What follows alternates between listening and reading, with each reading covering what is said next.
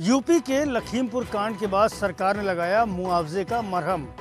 मृतक किसानों के परिजनों को मिलेगा 45 लाख रुपए का मुआवजा। लखीमपुर कांड पर उठे बवाल के बीच सरकार और किसान कुछ बिंदुओं पर राजी हुए हैं। ये तय हुआ है कि मृतक किसानों के परिजनों को 45 लाख रुपए मिलेंगे। घायलों को 10 लाख का मुआवजा दिया जाएगा। पूरे मामले की जांच हाई कोर्ट के रिटायर्ड जज करेंगे। मृतक किसान के आश्रित को शैक्षिक योग्यता के आधार पर सरकारी नौकरी भी दी जाएगी और 8 दिन के अंदर आरोपियों को गिरफ्तार किया जाएगा। एक जांच इस पूरे प्रकरण की हाई कोर्ट के वरिष्ठ रिटायर्ड जज के द्वारा कराई जाएगी और जो भी मृतक हैं उनको 45 लाख रुपए का प्रति व्यक्ति मुआवजा सरकार के द्वारा दिया जाएगा और घायलों को 10 लाख रुपए का अनुदान शासन के द्वारा दिया जाएगा। गिरफ्तारी है वो भी होगी। सारे के सारे जो भी लिख के कल FIR की कॉपी दी थी वो पूरी की पूरी उसमें दर्ज है। वो पूरी कॉपी हमारे पास में मिल चुकी है। इसमें एक कमेटी भी गठित होगी। इस बीच पुलिस ने किसी भी राजनीतिक दल के नेता के लखीमपुर जाने पर रोक लगा दी है। पुलिस ने यहां धारा 144 लागू होने का हवाला दिया है। लखीमपुर कांड पर यूपी में सियासी तूफान खड़ा हो गया है। रातों रात लखीमपुर जाने की कोशिश कर रही कांग्रेस महासचिव प्रियंका गांधी को सीतापुर में हिरासत में लिया गया। प्रियंका गांधी यूपी के सीतापुर में PAC के उस गेस्ट हाउस के कमरे में झाड़ू लगाती हुई नजर आईं, जहां उन्हें हिरासत में रखा गया। वो कल रात लखनऊ से लखीमपुर जाने के लिए निकली थीं और कई घंटे की आंख मिचौली के बाद उन्हें पुलिस ने हिरासत में ले लिया। इस दौरान पुलिस से उनकी तीखी नोक-झोंक हुई। कानून है इस देश में, तुम्हारे प्रदेश में नहीं होगा। इस देश में कानून है। प्लीज कुछ नहीं, तुमने मुझे ढकेल के तुम यहाँ लाए हो, मुझे जबरदस्ती ले जा रहे हो और तुम्हारा कोई हक नहीं है। इससे पहले रात भर पुलिस और प्रियंका गांधी के बीच लुका छिपी का खेल चलता रहा। प्रियंका गांधी लखनऊ पुलिस को छकाकर सीतापुर तक पहुंच गई थीं। यूपी पुलिस ने आज उत्तर प्रदेश के पूर्व मुख्यमंत्री अखिलेश यादव को उस वक्त हिरासत में ले लिया जब वो लखीमपुर जाने की कोशिश कर रहे थे।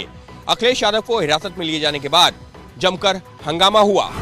लखनऊ में आज पुलिस ने पूरा जोर इस बात पर लगा दिया कि पूर्व CM अखिलेश यादव लखीमपुर न जा पाएं। सुबह से ही अखिलेश के घर की घेराबंदी की गई। इससे गुस्साए अखिलेश यादव घर के बाहर ही धरने पर बैठ गए। इस दौरान हंगामा हो गया। अखिलेश यादव के घर के बाहर खड़ी पुलिस की गाड़ी में इसी बीच किसी ने आग लगा दी। हंगामे के बीच पुलिस ने अखिलेश यादव को हिरासत में ले लिया और अपनी गाड़ी में बैठाकर ले गई। सुबह से ही पुलिस फोर्स लगाना घर के बाहर और जितनी भी सख्त फोर्स हो सकती है वो लगा देना और जाने नहीं देना। कोई पॉलिटिकल पार्टी का लीडर पहुंचना ना पाए। तो ये लोकतंत्र का गला घोटने की तैयारी है।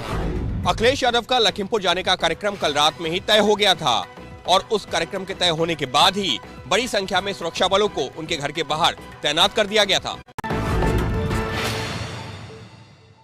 यूपी पुलिस की हिरासत में कांग्रेस महासचिव प्रियंका गांधी की ABP न्यूज से एक्सक्लूसिव बातचीत। योगी सरकार पर बरसी लखीमपुर कांड के आरोपी केंद्रीय मंत्री के बेटे की गिरफ्तारी की मांग उठाई।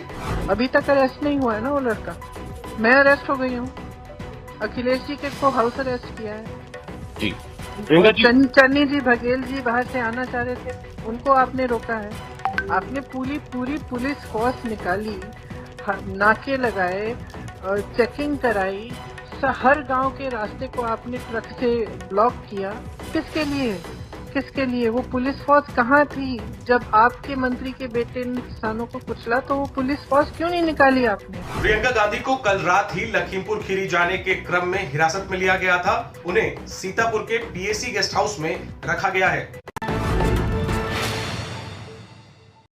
राजधानी दिल्ली में यूपी भवन के बाहर लखीमपुर खीरी में हुई हिंसा और साथ ही साथ प्रियंका गांधी को जो हिरासत में लिया गया है, उसके बाद कांग्रेस कार्यकर्ता यहाँ पर एक प्रदर्शन कर रहा है और आप देखिए किस तरह से बैरिकेडिंग के ऊपर चढ़ खड़े हुए हैं कांग्रेस कार्यकर्ता और यहाँ पर यूपी भवन की तरफ आगे जाने के प्रयास पूरी तरह से कांग्रेस कार्यकर्ता कर रहे हैं। लगातार नारेबाजी कर रहे हैं और खास तौर से जो यूपी सरकार है, योगी सरकार है, उसके खिलाफ यहाँ पर प्रदर्शन हो रहा है। साथ ही साथ जो नारेबाजी है वो भी यूपी सरकार के खिलाफ हो रही है। तस्वीर एक बार आपको दिखा देती हूँ किस तरह से जो पुलिस बल है वो यहाँ पर रोकने की कोशिश कर रही है आगे। और दूसरी बड़ी चीज यह है कि जो महिला कार्यकर्ता है वो यहाँ पर आगे हैं। कांग्रेस उनके हितों के लिए हमेशा प्रदर्शन करता रहेगा और सरकार से मांग करते हैं, सुप्रीम कोर्ट से मांग करते हैं कि किसानों को न्याय दिया जाए। लखीमपुर कांड के बहाने सड़क पर उतरे नवजोत सिंह सिद्धू। पंजाब कांग्रेस अध्यक्ष सिद्धू ने अपने विधायकों के साथ पंजाब राजभवन के बाहर किया प्रदर्शन। नवजोत सिंह सिद्धू आज बड़े दिन बाद सार्वजनिक तौर पर दिखे। वो चंडीगढ़ में कांग्रेस के विधायकों और अपने समर्थकों के साथ राजभवन के बाहर धरने पर बैठ गए। यहां उन्होंने यूपी के लखीमपुर कांड के खिलाफ प्रदर्शन किया और केंद्रीय मंत्री अजय मिश्रा के बेटे की गिरफ्तारी की मांग की। बीजेपी का एक मुख्यमंत्री कहता कि 60% हिंदुस्तान की रीढ़ की हड्डी सत्याग्रह करते हुए उन्होंने डांगा ना कुटो, करो देशद्रोह का परचा दर्ज। की ये गुनाह है कि साडी जनरल सैकटरी को अपमानित करना, हिंदुस्तान की हर नेक औरत को अपमानित करना नहीं है कि उसके खिलाफ आवाज उठाना गुनाह है। इस विरोध प्रदर्शन के बीच नवजोत सिंह सिद्धू को हिरासत में ले लिया गया। बाद में सारंगपुर पुलिस स्टेशन से उन्हें छोड़ा गया। लखीमपुर कांड के खिलाफ कांग्रेस ने इसी तरह से किए कई जगह प्रदर्शन। लखीमपुर कांड में बेटे के खिलाफ एफआईआर दर्ज होने पर केंद्रीय मंत्री अजय मिश्रा ने दी सफाई। मंत्री ने अपने बेटे को बताया निर्दोष। लखीमपुर हिंसा को लेकर केंद्रीय गृह राज्य मंत्री अजय मिश्रा के बेटे आशीष मिश्रा के खिलाफ एफआईआर दर्ज हो गई है। बेटे के खिलाफ केस दर्ज होने के बाद मंत्री ने सफाई दी। कहा कि हिंसा के वक्त उनका बेटा मौके पर मौजूद ही नहीं था। ये झूठ घटना है और हमारा बेटा जहां पर कार्यक्रम था वहां 11 बजे से और घटना के बाद तक वहीं पर उपस्थित था। हजारों लोगों की भीड़ वहां होती है, पुलिस और प्रशासन के लोग होते हैं और सारे फोटो वीडियो ऐसे सारे प्रमाण हमारे पास हैं। अजय मिश्रा के छोटे बेटे आशीष उर्फ मोनू पर हत्या का मामला दर्ज किया गया है। आशीष पर किसानों को गाड़ी से कुचलने का आरोप है। धान की खरीद की मांग कर रहे किसानों पर राजस्थान पुलिस ने बरसाई लाठी। किसान कलेक्ट्रेट पर प्रदर्शन कर रहे थे। आव देखा ना ताव और लाठियां बरसा दी।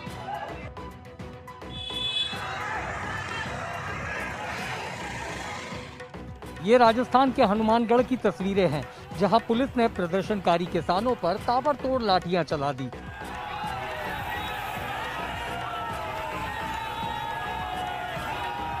दरअसल किसानों की भीड़ को रोकने के लिए पुलिस ने कलेक्ट्रेट का मुख्य द्वार बंद कर दिया, लेकिन कुछ लोग गेट पर चढ़ गए। इसकी वजह से पुलिस और किसानों के बीच धक्का मुक्की हुई।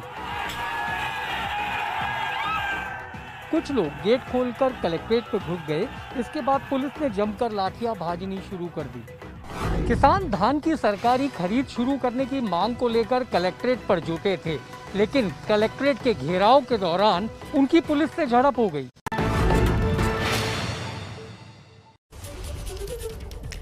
किसानों के आंदोलन की वजह से दिल्ली की सड़कों पर लोगों को काफी परेशानी हो रही है। अक्षरधाम मेट्रो स्टेशन के करीब की एक तस्वीर आप देखिए, जहां पर कई किलोमीटर लंबा जाम लगा हुआ है।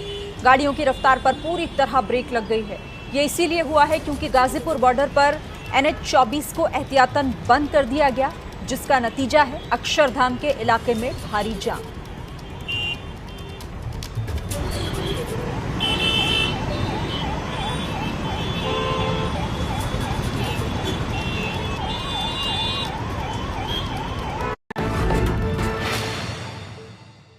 ड्रग्स केस में गिरफ्तार आर्यन खान समेत 3 आरोपियों की बढ़ाई गई कस्टडी। अब 7 अक्टूबर तक तीनों लोगों को एनसीबी की हिरासत में रहना होगा।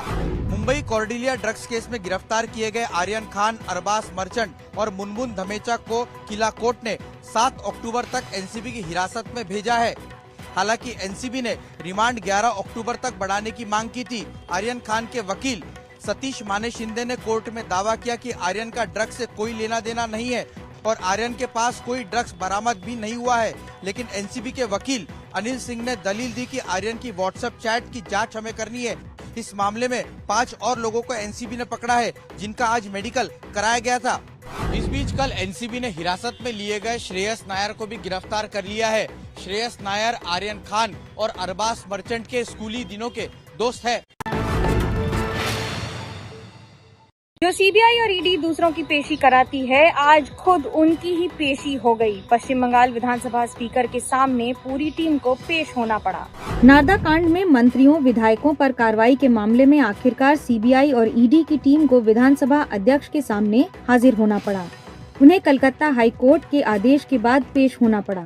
नारदा स्टिंग मामले में पश्चिम बंगाल विधानसभा के अध्यक्ष बिमान बनर्जी ने दोनों एजेंसियों को समन भेजा था कि उनकी अनुमति के बगैर निर्वाचित जनप्रतिनिधियों पर कैसे कार्रवाई कर दी गई, लेकिन समन पर दोनों एजेंसियां पेश नहीं हुई थी। स्पीकर का कहना है कि ईडी और सीबीआई ने उनकी मंजूरी के बिना ये चार्जशीट दाखिल की है।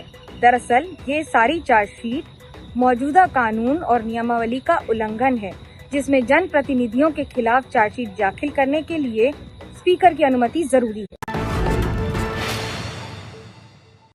बिहार में कन्हैया कुमार के कांग्रेस में आने के साइड इफेक्ट्स दिखने लगे हैं। 2 सीटों पर होने वाले उपचुनाव को लेकर महागठबंधन में पड़ गई है फूट। ऐसा लग रहा है कि तेजस्वी यादव को कन्हैया कुमार का कांग्रेस में आना रास नहीं आया।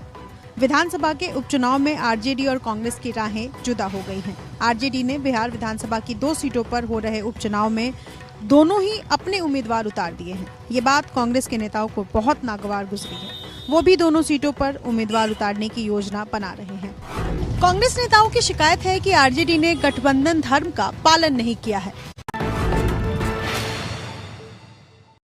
गिराए जाएंगे सुपरटेक बिल्डर के नोएडा के 40-40 मंजिला 2 टावर। सुप्रीम कोर्ट ने अपने आदेश में बदलाव से किया इनकार। नोएडा में अवैध रूप से बने इन 40-40 मंजिला टावरों को बचाने की रियल एस्टेट कंपनी सुपरटेक की जुगत काम नहीं आई है। नोएडा में एमरल्ड कोर्ट नाम के इस हाउसिंग प्रोजेक्ट के 2 अवैध टावरों को तोड़ने के आदेश में बदलाव से सुप्रीम कोर्ट ने मना कर दिया है। इस सिलसिले में सुपरटेक कंपनी ने सुप्रीम कोर्ट में याचिका दायर की थी, लेकिन कोर्ट ने उस याचिका को खारिज कर दिया। बिल्डर का कहना था कि 224 फ्लैट वाले अधूरे बने एक टावर को तोड़ने के बाद भवन निर्माण के नियमों का पालन हो जाएगा, इसलिए दूसरे टावर को बने रहने दिया जाए, लेकिन सुप्रीम कोर्ट ने इसे नहीं माना। मकान खरीदारों को बिल्डरों की ठगी से बचाने के लिए सुप्रीम कोर्ट में आई 125 याचिकाएं। बिल्डरों और खरीदारों के बीच मॉडल एग्रीमेंट को लेकर कोर्ट ने केंद्र सरकार को जारी किया नोटिस। इन 125 लोगों की याचिकाओं में मकान खरीदारों और बिल्डरों के लिए पूरे देश में एक मॉडल बिल्डर बायर एग्रीमेंट बनाने की मांग की गई है। कोर्ट ने कहा कि बिल्डर की तरफ से बनाए जाने वाले एग्रीमेंट में कई शर्तें स्पष्ट नहीं होती हैं, जिनके चलते बाद में खरीदार को नुकसान उठाना पड़ता है। सभी याचिकाओं में मांग की गई है कि कोर्ट केंद्र को मॉडल बिल्डर बायर एग्रीमेंट बनाने के लिए कहे। केंद्र सरकार ऐसा बिल्डर बायर एग्रीमेंट बने जो आर्टिकल 14 की स्पिरिट में हो, यानी जितना उसमें बिल्डर के लिए हो उतना बायर के लिए हो। अगर चेक बाउंस होने पे 18% ब्याज देना है तो मकान का पोजीशन देर होने पे भी 18% ब्याज बायर को मिलना चाहिए, ये हमारा कहना है। याचिकाओं में कहा गया है कि फिलहाल बिल्डर बायर एग्रीमेंट की शर्तें बिल्डरों के पक्ष में होती हैं, जिससे खरीदारों को नुकसान होता है। पहली बार ड्रोन से भेजी गई कोरोना वैक्सीन की डोज। पूर्वोत्तर के राज्य मणिपुर से हुई इसकी कामयाब शुरुआत। ड्रोन पर वैक्सीन से भरा बॉक्स बांधा गया और इस तरह वैक्सीन लेकर उड़ गया ये ड्रोन। 26 किलोमीटर की हवाई दूरी को महज 15 मिनट में तय करके इस ड्रोन ने कोरोना का टीका पहुंचा दिया। ड्रोन के जरिए वैक्सीन पहुंचाने का ये प्रयोग कामयाब रहा। विष्णुपुर जिला अस्पताल से मणिपुर की लोकटक झील होते हुए करांग आइलैंड तक टीका पहुंचाया गया, जहां के स्टाफ ने ये टीका रिसीव किया। पूरी तरह से भारत में बना ये ड्रोन ऑटोमेटिक मोड में उड़ा और मंजिल पर सही से पहुंचा। दक्षिण एशिया में पहली बार ड्रोन की कॉमर्शियल फ्लाइंग शुरू हुई है। आइंदा से इसके जरिए ब्लड सैंपल और जरूरी दवाएं भी भेजी जाएंगी। ब्रिटेन में सेना लगाए जाने के बावजूद भीषण पेट्रोल संकट से लोगों को नहीं मिल पा रही है निजात। इससे गुस्साए लोगों ने लंदन में एक टनल को ही ब्लॉक कर दिया। पेट्रोल पंपों के बाहर लंबी लंबी कतारों से निपटने के लिए ब्रिटेन ने 200 सैनिकों को लगाया है, लेकिन तेल संकट जस का तस बना हुआ है। अभी भी पेट्रोल के लिए हाहाकार मचा है। गुस्साई लोगों ने सोमवार को पूर्वी लंदन की ब्लैकवॉल टनल की एंट्री को ब्लॉक कर दिया। ब्रिटिश प्रधानमंत्री बोरिस जॉनसन ने चेताया है कि मौजूदा सप्लाई का संकट और पेट्रोल और खाने की चीजों की समस्या क्रिसमस तक बनी रह सकती है। ब्रिटेन इस समय करीब 1 लाख ट्रक ड्राइवरों की भारी कमी से जूझ रहा है और इसी वजह से पेट्रोल की सप्लाई नहीं हो पा रही। स्पेन की ला पाल्मा ज्वालामुखी से लावा का निकलना और तेज हो गया है। इससे उठ रही आग से किसी आतिशबाजी जैसा नजारा जरूर दिख रहा है, लेकिन इस लावे की वजह से 6000 से ज्यादा लोगों को अपना घर छोड़कर जाना पड़ा। इस लावे की चपेट में 900 से ज्यादा इमारतें आई हैं। अब इसमें विस्फोट और बढ़ने लगे हैं। चिंता की बात यह है कि इस बीच स्पेन के कई छोटे भूकंप दर्ज किए गए हैं।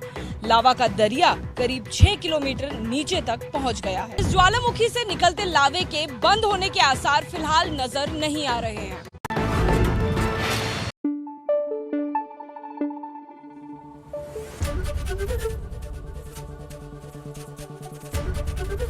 ABP न्यूज आपको रखे आगे।